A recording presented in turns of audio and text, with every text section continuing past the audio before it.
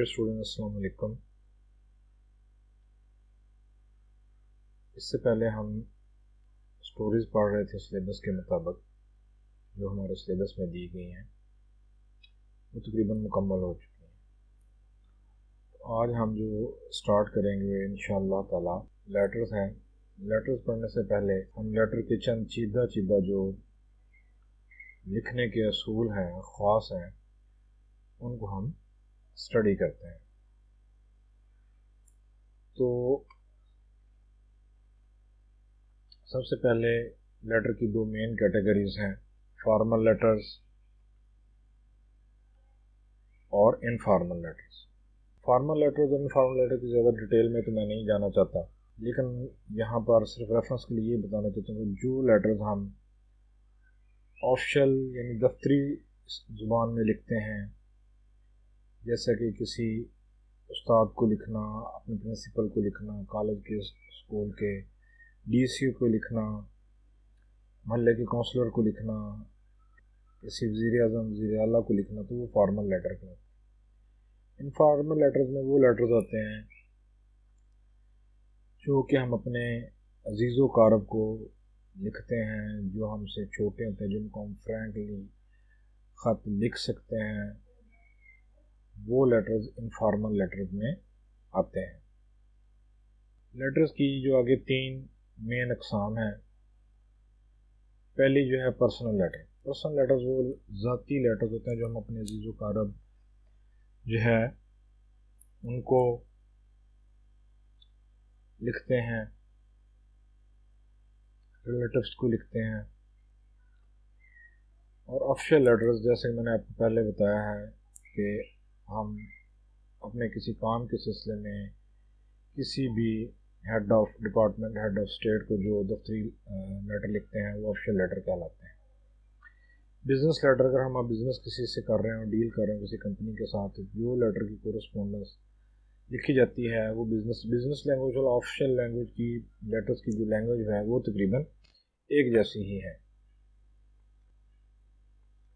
आगे हम डिस्कस करेंगे पार्ट्स ऑफ लेटर्स।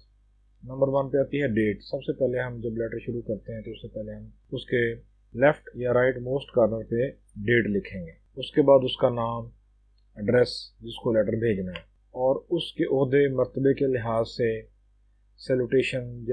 अगर हम प्रिंसिपल को लिख रहे हैं तो रिस्पेक्टेड सर, ठीक है। अगर हम इसी तरह किसी कंपनी के हेड को लिखेंगे तो रिस्पेक्टेड सर लिखेंगे, डियर सर लिखेंगे। अगर हम इनकेस हम बहुत ही हाई किस्म के पीएम लेवल या इस तरह की किसी योर एक्सीलेंसी, किसी एम्बेसी के किसी एम्बेसडर को लिख रहे हैं तो योर एक्सीलेंसी वगैरह का लफ्ज़ का इस्तेमाल करेंगे। उसके बाद चौथे नंबर पे आएगी ख़त की बॉडी टेक्स्ट, ठीक है जी। और उसके बाद बॉडी टेक्स्ट के बाद हम लिखेंगे सब्सक्रिप्शन यानी क्लोज ऑफ द लेटर, जैसा कि योर ओबीडियंटली, योर सिंसियरली वगैरह। और उसके बाद आपका अपना नाम, और अगर ज़रूरत है तो अपने सिग्नेचर। अब हम डिस्कस करेंगे कि लेटर की जो बॉडी है उसमें क्या होगा।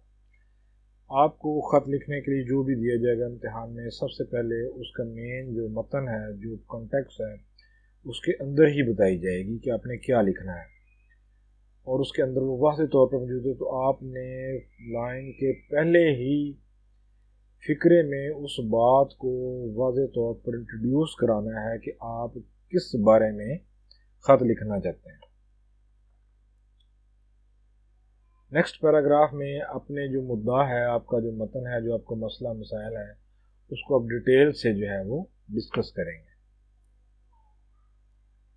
लास्ट में अपने उस काम को आप दोबारा से दोहराएंगे कि आपने ख़त को क्यों लिखा, और आपके जो मसला मसाइल हैं, वो जो आप रिक्वेस्ट कर रहे हैं, उनको रिव्यू किया जाए और उनको मुनासिब जो है उनका सद्देबाब किया जाए। जो भी आपको शिकायत है उस लेटर के आखिर में आप वो कॉन्टेक्स्ट की बॉडी में आप जितने भी छोटे या बड़े ये लिखें, ये 3 पैराग्राफ बन जाते हैं कि पहली लाइन उस लेटर के बिल्कुल मुताबिक होगी जो आपको दिया गया होगा, उसके बाद उसकी थोड़ी सी डिटेल में फ़िक्रे होंगे, और उसके आखिर में एक फ़िक्रा जो है उसको ख़त को आखिरी फ़िक्रा होगा क्लोज़ करने का। तो हम उसमें देखते हैं कि वो कैसी होगी टेक्स्ट।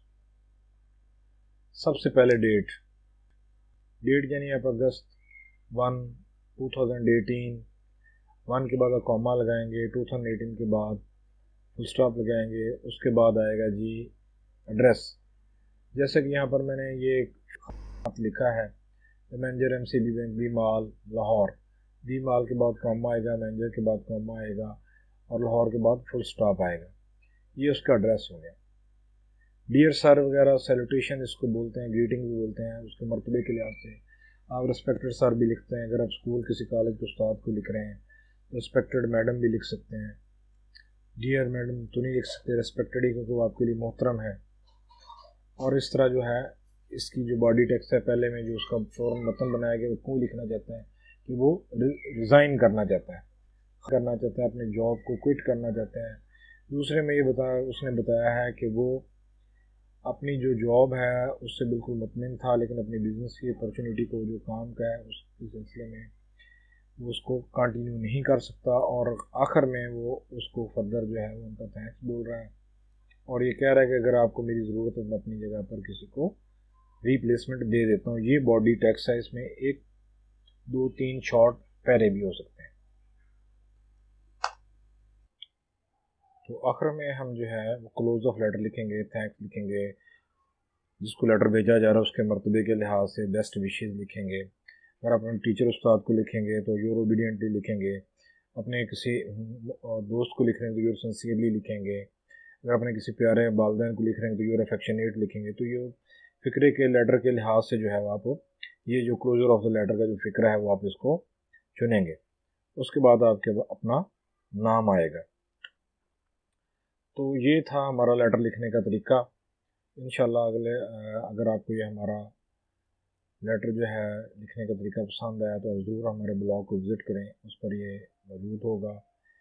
और हमारा यूट्यूब चैनल को विज़िट करें, फेसबुक पेज को आप विज़िट कर सकते हैं।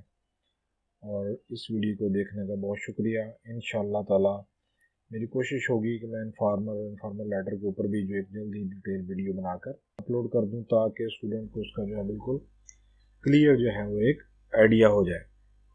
इंशाल्लाह नई वीडियो जो है जो हमारे सिलेबस के मुताबिक हमें लेटर दिया गया होगा उस वीडियो के अंदर हम पढ़ेंगे। तब तक के लिए अल्लाह हाफिज़। इंशाल्लाह वीडियो को चैनल को जो है वो ज़्यादा से ज़्यादा सब्सक्राइब करें ताकि जो है मेरी हौसला अफजाई हो और हम आपके लिए अच्छे से अच्छे लाइक करें। आपको वीडियो अगर पसंद है तो ज़रूर लाइक करें और कमेंट में इसकी बेहतरी के लिए जो भी आप